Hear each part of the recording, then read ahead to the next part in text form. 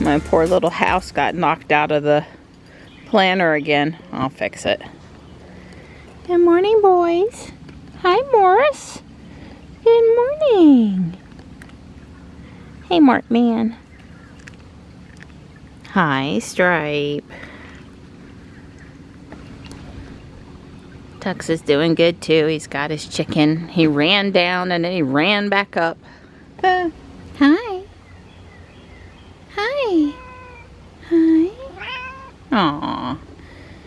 I've been out here watering so long that he's done eating his chicken. I cleaned the fountain pump. The intake was clogged and watered things that need watering. Hey, bud. Good boy. Good boy.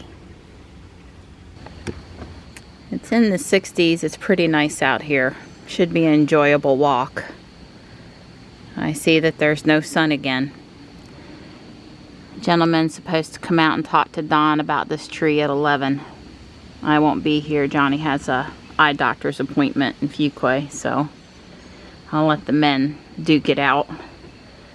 My lilies down there by the hydrangea, the buds on them, they got half ate last night. We didn't get the fence up in time this year. I'm sad. I'm sad. Hi, good boy. Hi. He goes, I'm happy for my food, but I'll always take pets, Mom. I'll always take pets. Good boy. Good boy. Pet on the left. Or the right, depending on which direction you're coming from. Front or back. Good morning, Gray. Hi. Hi. Whoops. Having trouble with my foot back there. I reach back with my left foot to get the door because my hands are full. And sometimes I'm more graceful at that than others. Good morning, sweet girl. Good morning. Good morning. Oh, I wasn't trying to scare you before I talked about you. Did you see the deer run? I'm not happy with deer this morning, though. They are not my friends today. I'm still stewing about my lilies. I'm not happy. I think it would suit me if the weather was like this about every morning for our walk. It's just pleasant out here minus the road noise. But we'll soon be on the trail away from the road noise. I don't think they mowed yesterday morning up at South Park though, so we'll see what's going on up there. I know they marked the fields for the Tuesday night games, but on tap today, besides people coming to talk about the tree with Dawn, and Johnny and I headed to town this morning. Stripe has a vet appointment this afternoon too. Hopefully he won't give me any trouble. I mean, I know I can pick him up and try to put him in the crate. Just hopefully I can get him in the crate without him giving me any trouble. He needs his yearly shots. Show me your find. Your little girl, not that. I got me a battery operated bubble machine. Yeah, you know, you can't actually do it manually anymore. You gotta have a battery operated. There's too much effort. I told Dawn some poor parent paid like $5 for that thing.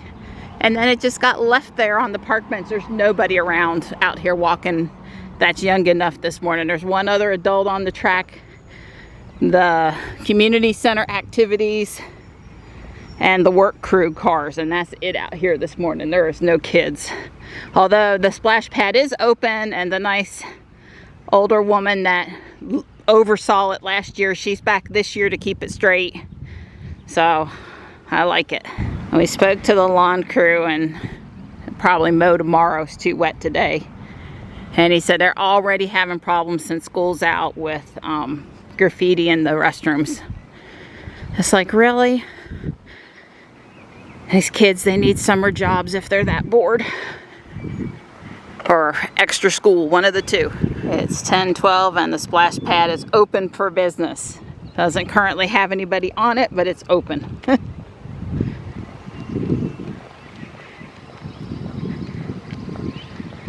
Tomorrow, I think the temperature is going to be near 80. So if they're not out this morning, maybe this afternoon, or for sure tomorrow.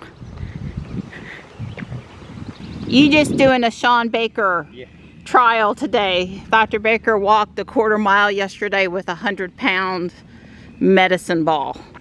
He said a medicine ball is harder than dumbbells, barbells, I guess, because you got to hold it up to your body and it's just different.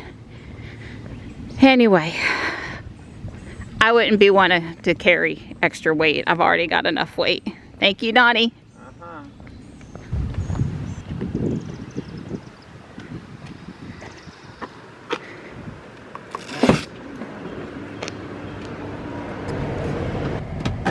I've had Johnny out to the eye doctor, all is good. I basically came home, washed my hands, and hopped back in the car with him. You know, I don't like to leave a lot. Actually, I do like to leave time. But they kept us waiting up there for 50 minutes before the exam started. So, yeah, we weren't really late. It's almost 1. Stripe's vet appointment is at 4, so I've got a little time here at the house.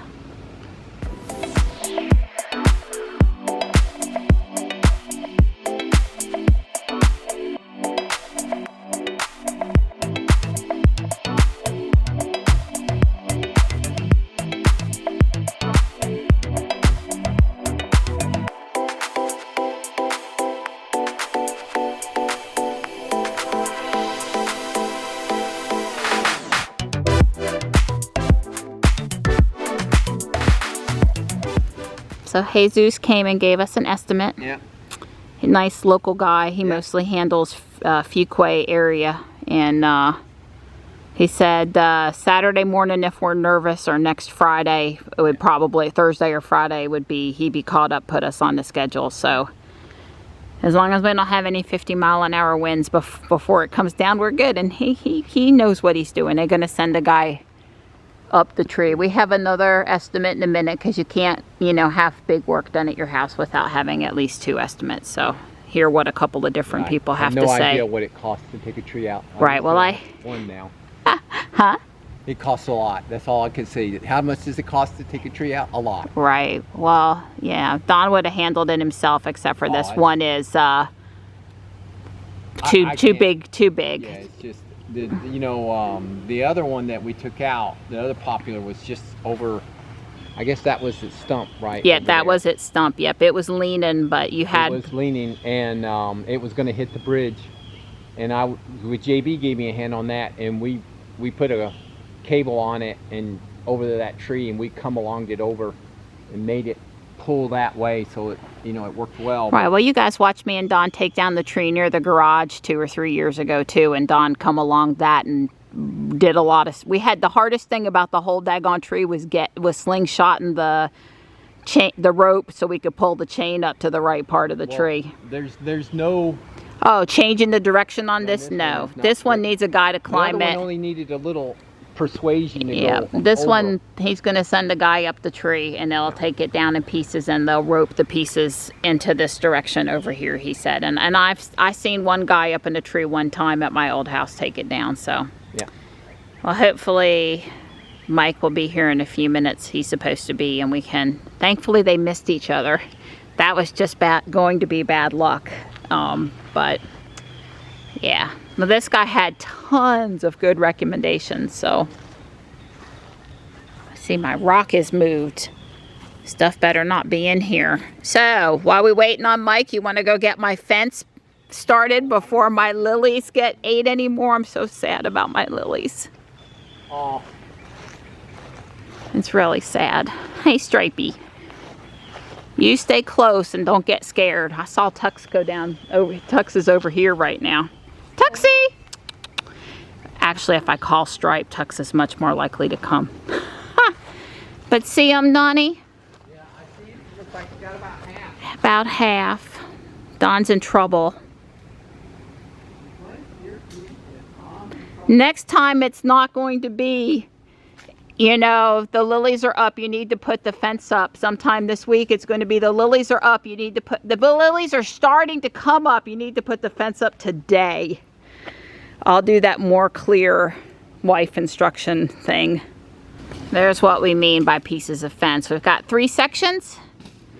A couple of fence posts to tie them to so they don't go anywhere. And yeah. All right, that should be enough protection to get us through the rest of the blooms. Once the lilies bloom, it can come back down. There's never any rush to take it back down, but they have never penetrated the fence. So they're in for a rude awakening tonight when they come back to try to finish off what they started. Pulled my car out, grabbed the cat crate for me, turned on Ruby's air conditioning. Thank you, Donnie. I couldn't do it all without you. That's right. Thank you. Don carries the crate down the stairs because we just don't want me falling down the stairs. It's just safer. Yeah. Yeah, I appreciate it. It's pretty sad when the 11-year-older person's taking care of the younger person, but it is what it is. We wouldn't want me to hurt myself and not be able to do my walks and stuff. That's so right. Thanks. All right. Stripe and I won't be gone long. Nope. Love you. Snack time. The man has food on the brain. Hi. Hi. Poor guy. So the second guy coming to give us an estimate saw that the first guy was here because he was a little late, but not that late, but a little late. And apparently he said he didn't want to take away anybody else's business, so he left and drove back to Raleigh without messaging me or anything. So I'm not too impressed with that particular business, and just as well that he doesn't want, we told Jesus when he was here that we were going to get 2 other estimates and we would let him know in a day or 2, and he said that'd be fine with him, and he gave us a fist bump and he went on his way. And we're probably going to go with him, but we would have liked to have had the other guy's estimate. He drove all the way down here from Raleigh and then he turned around. I mean, would you not have just like gone and got a tea? Or, you know, parked yourself in the cul-de-sac for a minute or something? I mean, like I said, we were honest with Jesus and told him we were going to get. I mean, do you expect the homeowner not to get an estimate from a few people before they decide who to go with? Jesus said he is fully insured and he was going to email me a copy of the insurance that he has, because, you know, for this particular tree, I mean, insurance is always a good idea, but I think it's particularly a good idea with this tree. So, yeah. Anyway, so too bad for that business. We did not mean to be rude to them in any way. It was just, you know, the poor homeowner's bad luck of both of the contractors show up at the same time. It wasn't, I didn't set up the appointments like that. I guess, I don't know. He said he didn't want to take Jesus's business, but maybe it was more his ego was hurt. I don't know. I would have waited and said, hey, I saw you had somebody else here. Did you make a decision? If you did, I'll be on my way. Or, you know, would you still like an estimate from me? Yes or no? I mean, talk to me for God's sake. Anyway. Everything went well with Stripe's appointment. Hopefully he won't have to go back for a year. He is not happy about the crate and being confined and told what to do. He weighs 14 pounds. He was 13 pounds 7 ounces the last time. I don't know if that's an appreciable gain of weight or not. It might have a little bit to do with coming in and out and munching on nighttime special food in the kitchen. Or, you know, there's little changes in people's weight all the time. So I don't know if we'll call that a weight gain or not. But it's no surprise to me that he's 14 pounds. He's recuperating from his trauma. And I finished bag 1. And I've opened up bag 2. I don't know if I have all of it or not. Hopefully I do.